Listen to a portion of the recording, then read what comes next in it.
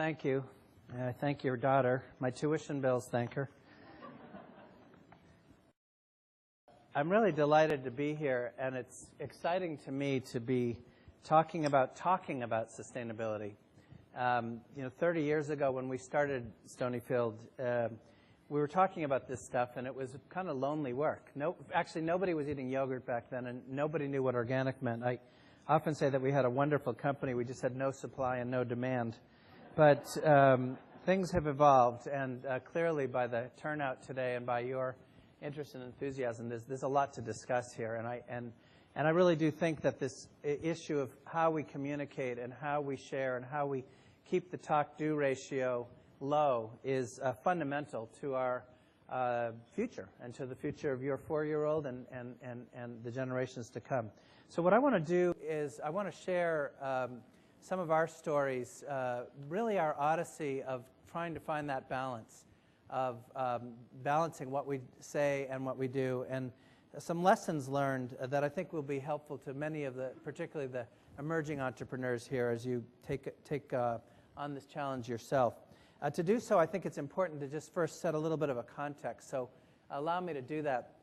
I don't think any of the images on this slide here are a surprise to anybody here. The trend lines nowadays, by any measure of any relationship between humanity and the planet, are troubling, to say the least. We have dynamic change happening, I think, faster than we know, and the synergistic effects of some of these changes are something that we're beginning to get a handle on, the relationship between climate change and species loss and so forth and so on. The truth is, you can look at basically any example of humanity's relationship to the planet and see signs of trouble. This is not limited to food. This is not limited to climate. This is really literally every way that we relate to the planet. This is typically how water is being talked about, particularly in the Southwest and in many parts of the world. And again, as you look at the statistics of our relationship to our water sources, you see some real dynamics here that are troubling, to say the least, and certainly not sustainable in the least. But it goes, of course, to soils and how we use our topsoils. 50% of the topsoils that were here in America when Lewis and Clark made their way across the country are gone. They're not gone. They're in the bottoms of oceans, because we've like many cultures, we're not the first civilization in history. Rome and Mesopotamia and the Nile cultures and others have a long tradition of abusing our topsoils. The former Fertile Crescent would not be recognized today when you see the amount of topsoil loss. But here you see the kind of statistics that we're dealing with. And of course, as we deplete our topsoils, this means that we're substituting natural fertility or nutrient cycling, natural cycles with synthesized cycles. And the chart of global fertilizer use looks a lot like the chart of almost any other mineral or resource use. You'll see from somewhere just after World War II to the present, this skyrocketing chart of consumption, of use, and of course enormous economic as well as ecologic implications as well. I promise you I'm not the most depressing guy you've ever had come speak to you, but I think it's important that we ground ourselves in what's really happening out there. We're now beginning to understand that the consequences of allowing our topsoils to be eroded by wind or water also means that we've allowed the nutrition that we've put in the soils, mostly through chemical fertility, to also erode, and in this case, with hypoxias, of which there's 300 now around the world, we're literally creating these zones without oxygen because of allowing the chemical fertility to drift off into the rivers, in this case, into the Gulf of Mexico. But really every major estuary in America, San Francisco Bay, Chesapeake Bay, et cetera, are dealing with hypoxic conditions. And so, when I put all of this together and when we looked at all of this, and I just to be clear, Stonyfield was not originally conceived to be a business. It was an organic farming school with 7 cows, and we had brought people up to the farm on weekends, and we're educating about organics and soil cycling and nutrient cycling and how to use the waste from one system to be the fuel for another. And it was only because Ronald Reagan came in and slashed funding for organics, for agriculture, for education, for renewables, for everything that we were doing, that we were left with really no choice but to start selling my partner's delicious yogurt that he would feed the students as our product. And that's really how Stonyfield began. We originally had this vision that we would sell in the 4 or 5 towns around Wilton, New Hampshire, and then things sort of took off after that. But our thinking back then is really not any different than today. We view the fix that we're in as being a kind of a product of a number of modern-day myths. Nobody woke up one morning and said, I got an idea, I'm going to warm the planet, or I'm going to create a hypoxic zone, or I'm going to, let's deplete all of our topsoils. These are the externalities, these are the unconscious results of economic choices that we've made that are based on myths like the fact that the earth is a subsidiary of our economies. Nobody actually says those words, but it's actually how we behave, that we in fact, the exact opposite is true. All economies have been made possible by a bountiful earth, but we actually have it backwards. There's the myth that the earth is infinitely resilient to handle whatever we throw at it. We think of it as ours, as the commons, as something that we can take and deplete and dump upon. And this is because we sort of forgot, Economics 101, which are this idea of externalities. These are, again, the direct consequences of our behaviors, but because they're not measured on our P&Ls, they're not measured on our balance sheets, in economic terms, they don't exist. And so climate change, hypoxias, toxification, depletion of soils, literally nobody is accountable. We're not judged by it, and we're not, it doesn't show up on our stock price, et cetera. And it's this sort of foundation of mythology that I think has kind of put us into this place. Now, at Stonyfield, we realized early on that this means not just that we have to behave differently, but we actually have to think differently. And I think, again, this is not probably news to this audience here. And the best example that I've ever found that helps to express this succinctly is from the World Wildlife Federation, who asks us to take a look at this cup of latte that we might have all had this morning and ask how much water is really in it. And what you come to find out, and again, I doubt it's a surprise to this group, is it's something close to 208 quarts of water that goes into making that single cup of coffee. In other words, the lesson is that there's a much bigger footprint to what we do, whether we talk about climate footprint, but we have big big toxin footprints, big water footprints, big nutrient footprints. There's the water that goes into all the agricultural functions on the right, but there's also the industrial functions on the left. And only when we understand the life cycle costs, the full total all-in costs of the choices we make, will we actually have any hope of beginning to engineer our ways to a more sustainable future. And so at Stonyfield, we kind of manifest this realization by the creation of teams that we called our Mission Action Program, our MAP program. These 9 teams, we took employees from, this was not just engineers, this was marketers and folks in finance and HR, and we collected them together in multifunctional teams to address and attack our footprints in each of these areas. The one that you probably don't know, the one on the upper right, SWAT stands for Stonyfielders Walking Our Talk. That's the commuting miles and the food we eat on the campus and so forth. But the idea here was to incentivize, to build into the profit and the annual incentives for all the members of these teams, and ultimately the whole company, goals based on reducing our footprints in each of these areas. And this became kind of our DNA. Lots of amazing things came out of it, and I don't have time this morning to give you lots of examples, but one of the better ones is this one.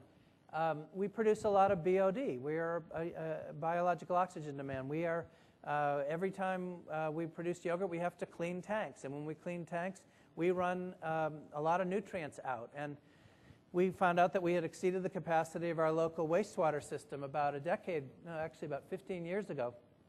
So we knew that the traditional means of building wastewater treatment plants in our state and in our country, and indeed in the modern world, follows another myth, which is that the solution to pollution is dilution. We take our waste, we add it to water, we oxygenate it, we agitate it, and then we're left with, at the end, something called sludge. And I discovered in our case we were going to be, with our loading, we were going to be left with about a truckload of sludge every single week. And I went to the local authorities. I said, well, okay, we're going to build this facility, but you're telling us we have to build an aerobic facility. What do I do with all the sludge? I'm in New Hampshire. They said, it's really easy. You send it to Vermont, which was, their definition of away. And I started picturing Ben & Jerry's over in Vermont, sending it back to New Hampshire, and thinking, we could have like sludge parties on the Connecticut River bridges and trade our sludge. Anyways, I didn't want to have anything to do with any of that. So our MAP team on waste came up with an innovative design and built what is now commonly known as a methane or biogas digester, a facility that has actually turned a waste problem into a solution for us. This is now a producer of our electricity, our waste heat, our heat that we use for pasteurization and so forth. You can see all these stats. I won't go through them, but the most key stat for me is the one at the very bottom, which is this investment paid for itself in about the 17th month.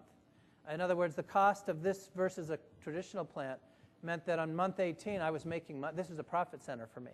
And it's this kind of thinking that our MAP teams did and have done, and this has led to, by our count, some almost $31 million of actual profits that we've gotten from direct reductions or reuses or, again, the productivity that's come out of the MAP team. So, of course, it's only been natural that this has been a part of our profit sharing and incentive program, because effectively we're sharing in these gains with the people who've actually engineered them.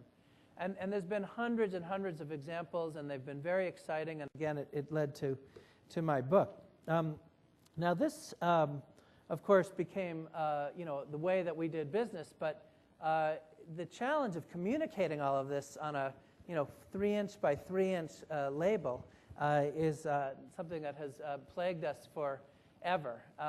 We've of course used our packaging. I hope you've seen our lids, where we communicate to the consumer all that's going on. But needless to say, the story of the biogas digester doesn't exactly fit onto one of these lids. One of my very favorite lids, I think it might be up here. Maybe it isn't. About once a year, I run a lid. Oh, yes, it is. It's the second one. It's the fourth one over on the middle row. You'll see this is my annual rant on campaign finance reform. The lid actually says, in politics, the cream doesn't always rise to the top. Unfortunately, a little backstory there, a little first warning about communicating on this stuff. We had been working when Nancy Pelosi first became Speaker of the House. She expressed an openness in bringing healthy food onto the campus at Capitol Hill. And we worked for about 6 months to get this done, and we finally got it approved and got the yogurt shipped down there. Unfortunately, the very first week that I got there, that was the lid, just by timing. I'll never forget the letter that came back with the return. They rejected all the product, and the letter came back, and it said, we find your product too political for Capitol Hill. I thought that was an all-time, that was like the rejection. I got an email back from the Wall Street Journal one time when I submitted an op-ed about how profitable it was to fight climate change, and the guy wrote me back. He said, "Dear Gary, I love your yogurt. I eat it every day. I just can't stomach your views on climate change." So, sometimes it's dangerous when you put this stuff out there, but it does ultimately have its rewards. And honestly, all kidding aside, for decades this has worked very well. Communicating, obviously we had to be succinct and pithy, and clearly in the social media era, before we had a website, and again, we started our company long before we had websites, it was more difficult. Now it's, of course, easy. You can just get people hooked to go online and look a little bit further. In the early days, our social media took the form of putting cows up for adoption. You could send in 5 yogurt tops, and you would get a photograph of your cow. You would get a certificate naming you the co-owner of a cow. And then twice a year, in those days, the cows would send you letters. And the letters would talk about all the things we were interested in. It was amazing. These were very literate cows. They talked about methane reductions and why grass is better for them, and so on and so forth. And nowadays, though, with social media, it's become much easier. There's no more letters. There's no more paper. The cows are blogging and tweeting. But literally hundreds of thousands of people have engaged with us. And this has worked very nicely for us over these many years.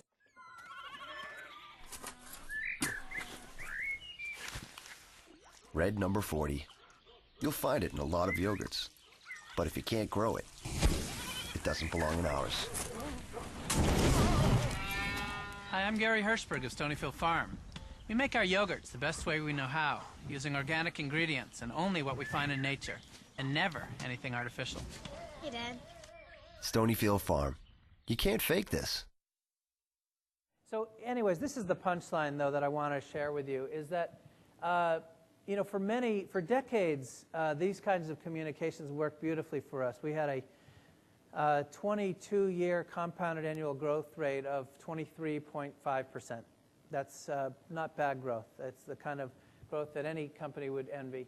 But what's happened in recent years, and particularly the last 5 or 6, is that there's been such an explosion of communications about the word sustainability, a lot like the word natural, that you have what the Hartman Group calls a widening gap between the actual information that's out there and the consumer's ability to actually perceive what's going on, and more importantly, to identify either a product or a company. And indeed, even companies like ours, for whom sustainability has been our DNA, has suffered this gap. There's enormous confusion. When you talk to consumers out there, they might,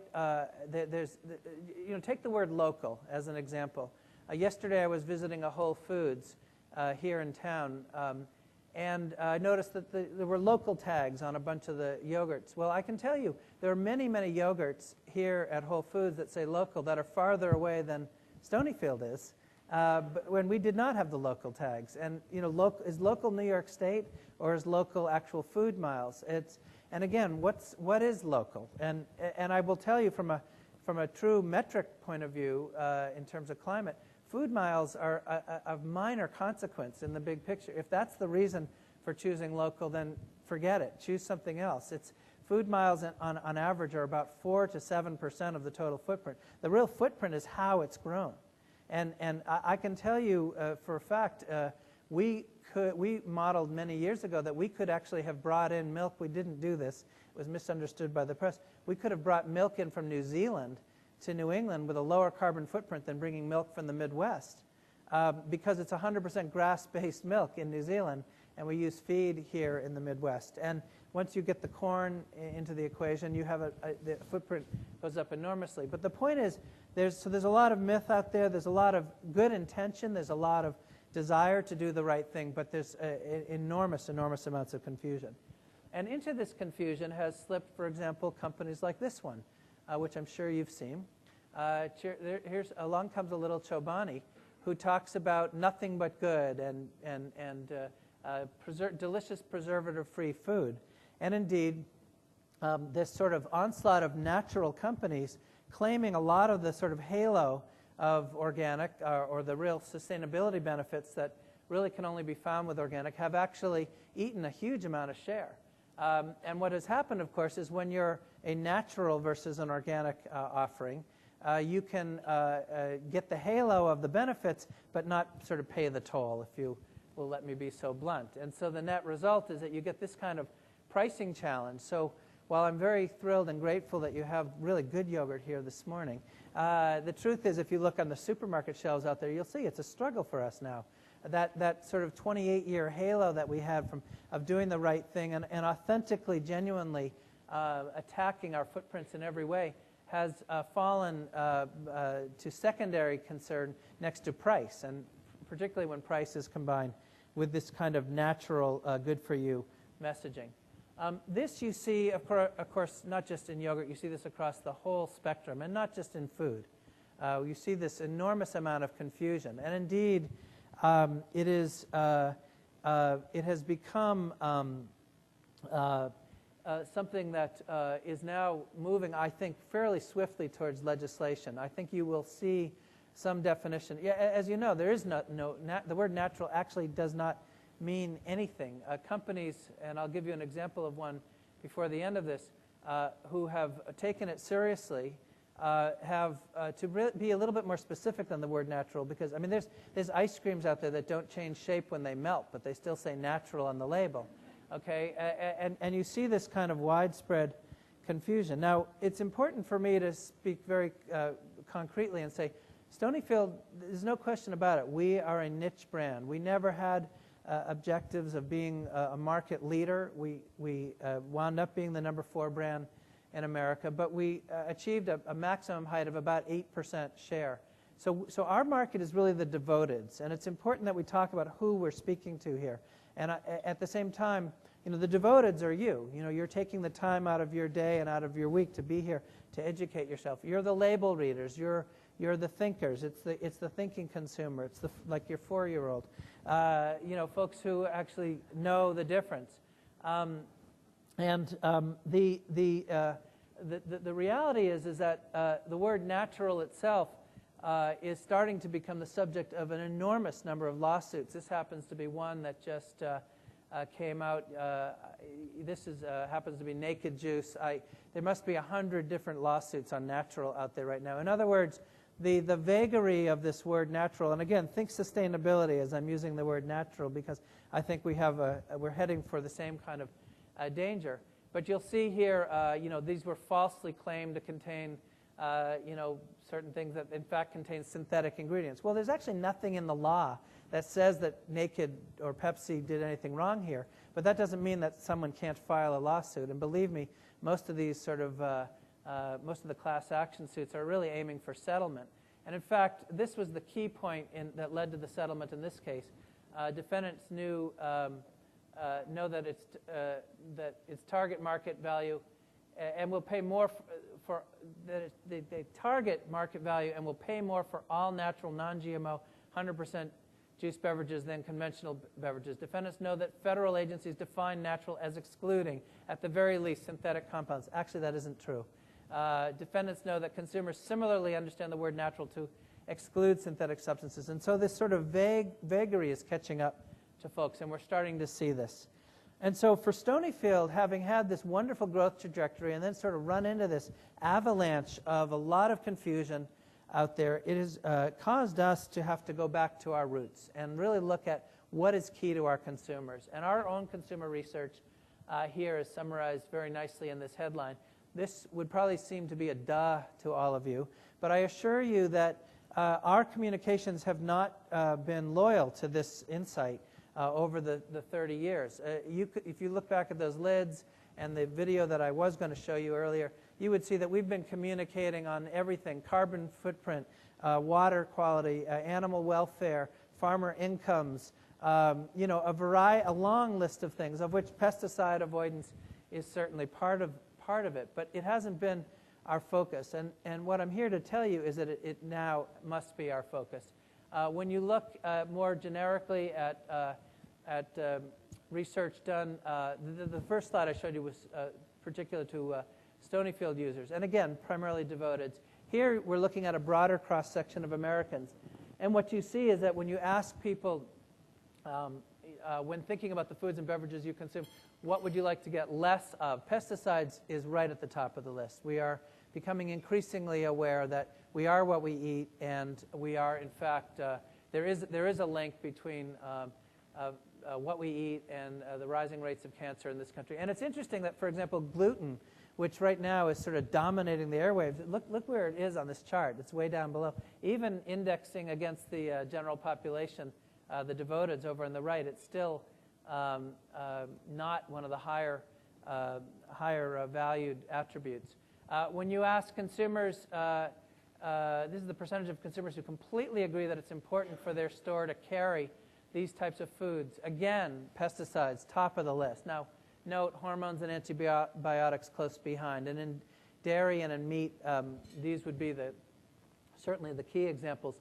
GMOs you see right back there and so forth. But a lot of the attributes that we've taken pride in, the free range, the grass-fed, actually do fall kind of off the chart here, even artificial colors and preservatives and so forth. And so this has really become a matter of dire necessity for us as a company dedicated to everything that we're here to talk about. And again, to your introduction about your 4-year-old, I mean, parents with kids, this is obviously even stronger. I can't not tell you how many focus groups I've been in where moms are sitting there drinking a diet soda saying, I would never give my kid diet soda, glug, glug, glug. You know, we sort of have this idea as adults that we're goners now. It's over for us, but we're going to take care of our kids. And again, pesticides and toxins. And let's underscore, this is all for good reason. I mean, this is not, the consumer is not wrong here. Study after study after study indicates, and I could really depress you if I stayed on this slide for long, showed this kind of data. 99% of pregnant women tested, finding 43 of these compounds, all of which are carcinogenic. Many of these compounds, you know, every single one of us here, even the youngest here in the audience, have DDT in our tissue, even though it was banned in this country 60 plus years ago. A, because it's being used around the world, and B, because it's highly persistent. And so this really actually is something that we should be thinking about and concerned about. The Environmental Working Group looked at cord blood of newborns back in the about 8 years ago, found 134 known carcinogens in the cord blood of babies at birth, even before they've had their first bite of a McDonald's burger or anything else. And so, again, they're not saying that these are at carcinogenic levels, but they're present. The problem is, as a society, we have no idea what the cumulative effects are. We don't know what it takes to build to a level where there's cause and effect, and we certainly don't know about the synergistic effects.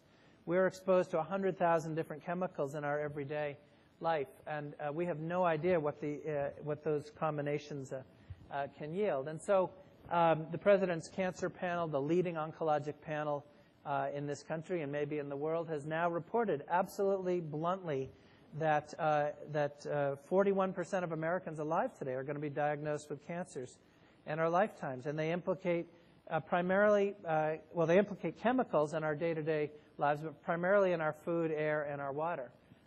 That's, by the way, when Ronald Reagan convened that same panel 30 years earlier, the number was 20%. So this is a trend line here. And when one of you Yaleys is president, 10, 20 years from now, what will that number be? Will it be 40, 50? Will it be 50, 60%? It's a concern. In just recent months now, we've seen studies linking ADHD, brain development, to pesticide exposures. These are no longer theories. So again, the consumer is right to be concerned. And it's become necessary, I guess the key point I'm trying to make to you is it's become necessary for us as a matter of communicating who we are and building our share, that we be very, very focused on this stuff. If you had a non-organic banana for breakfast this morning, just close your eyes for a second, because this is what goes on out there. This is what you can titrate and find in the tissue. This is, and again, this idea that you can wash the peels. Of course, in bananas you don't eat the peels, but with apples or other, is ridiculous because these compounds go into solution. They travel osmotically into the cells. They're present throughout the cells of these fruits. This becomes even more of a concern as we look at the explosion of genetically engineered crops around the world. There's a raging debate going on in this country about labeling. We're unlike 44 nations around the world, really progressive countries like Russia and China and Saudi Arabia where they have labeling. We don't have it here. But the real story with GMOs is not the GMOs themselves, because the truth is we don't yet know the long-term effects of exposure to genetically engineered food.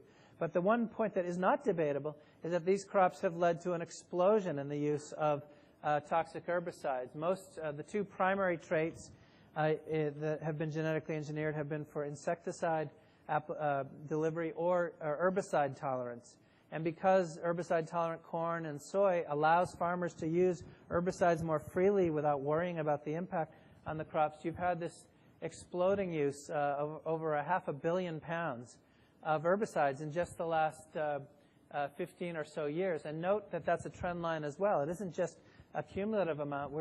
Last year we used 16 million pounds of herbicides in 1996, the first year these crops were introduced.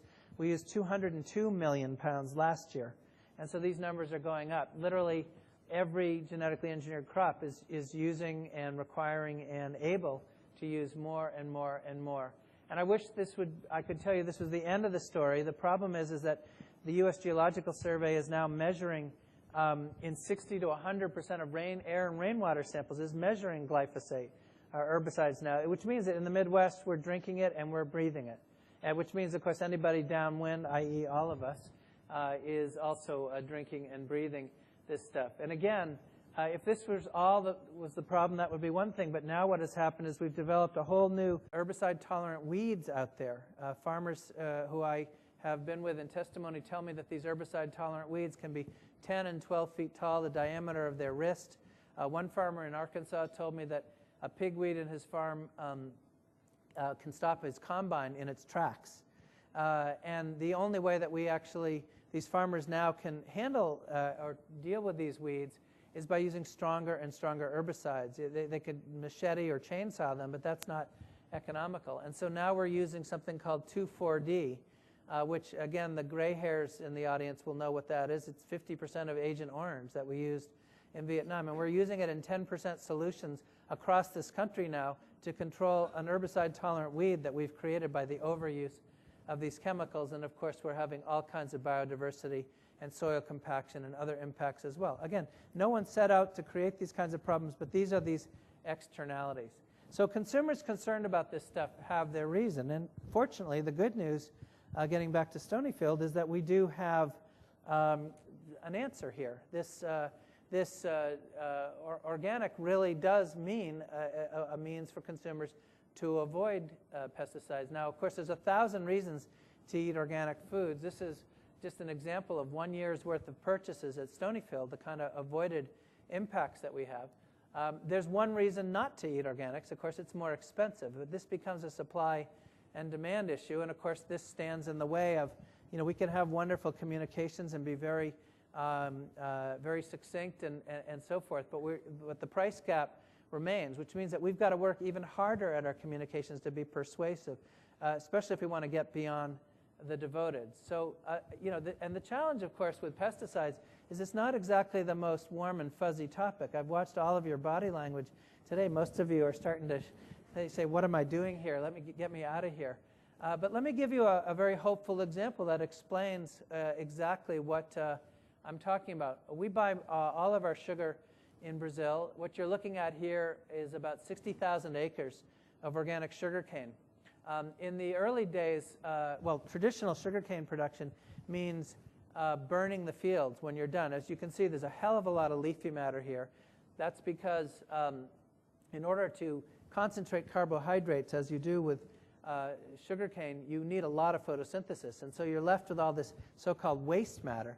And so typically when the farmers are ready to go in and harvest their cane, they'll burn on a massive scale. And if you've ever flown over Florida or Louisiana or other countries where a sugarcane harvest is going on, you see this enormous carbon release, which is sort of doubly unproductive because not only are we warming the planet, but we're also any nutrition, any nutrients that had accumulated in the soils during the growing season are now actually sent up to the atmosphere, which means that we've got to replace that nutrients with something synthetic the following season, i.e. chemical fertilizers.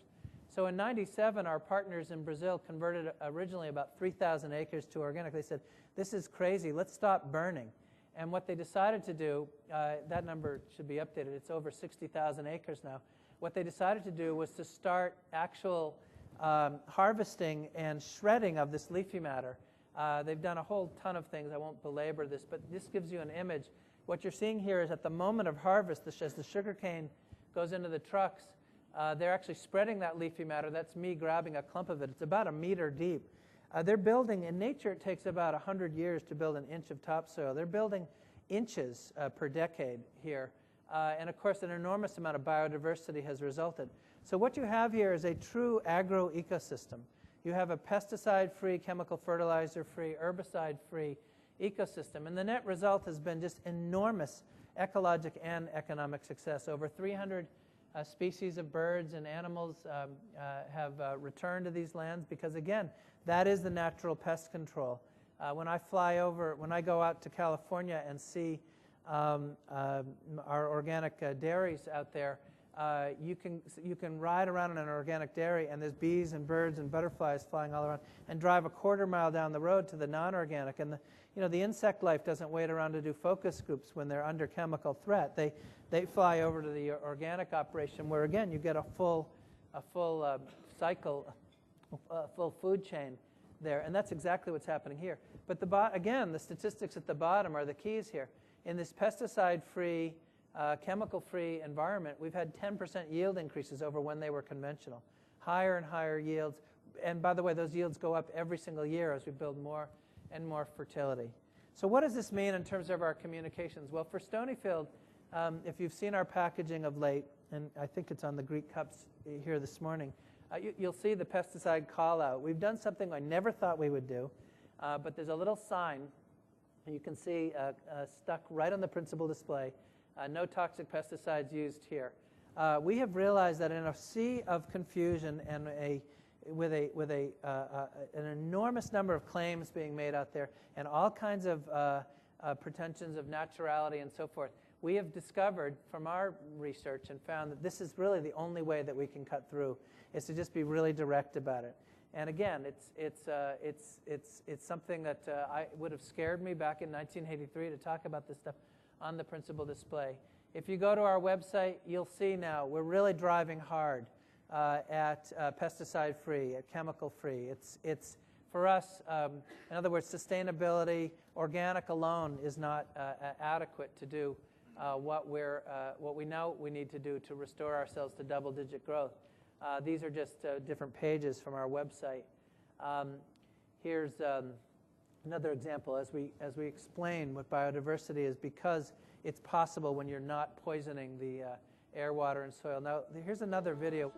When I feed my daughter or my sons, I want to do it knowing full well, deep down inside me, that I can trust those foods.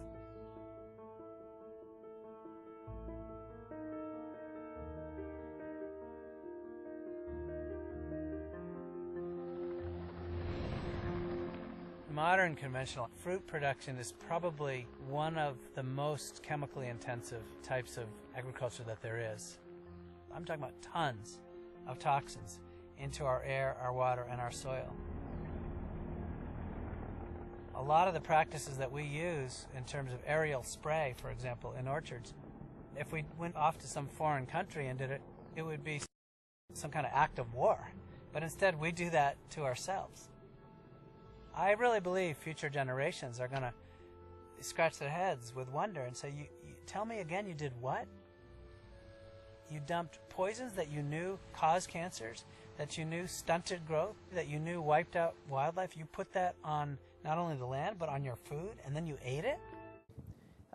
First, our credibility as brands, and I know there's many brands represented here today, really lies in a 360-degree commitment to sustainability.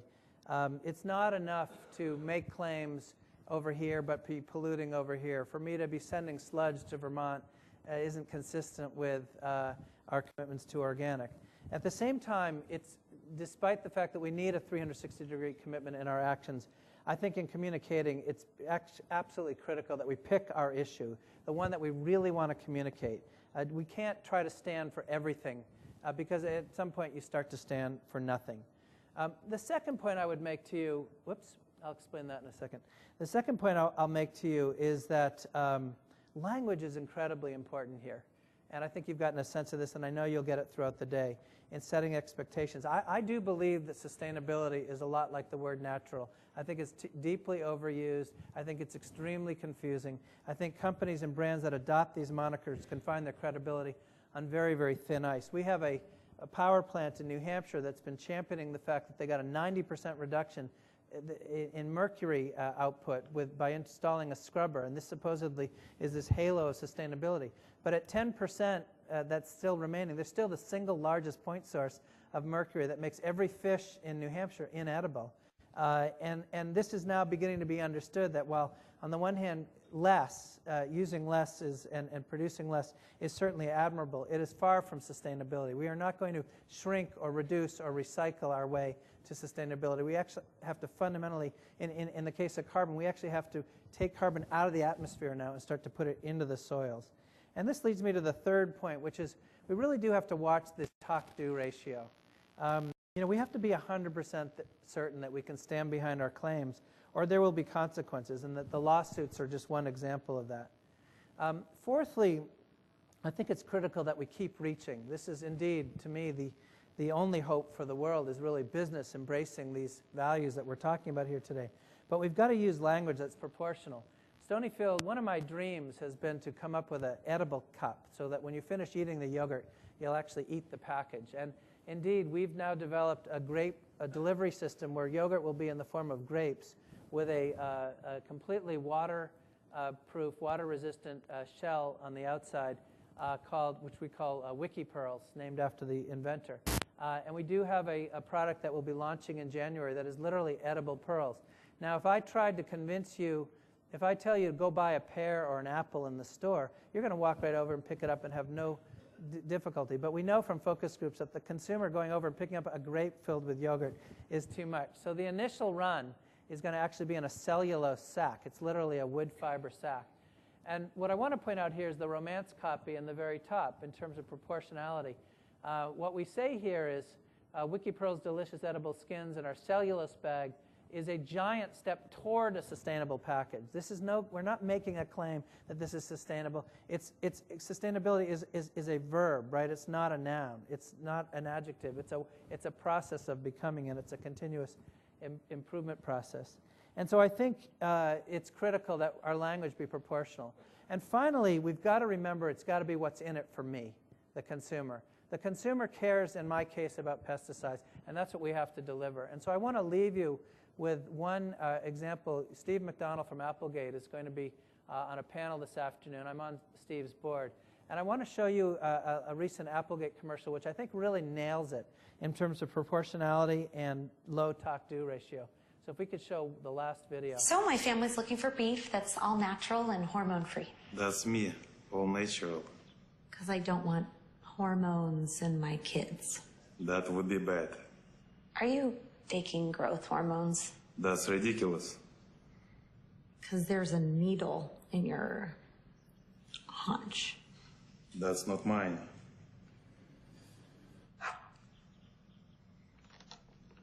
Moo.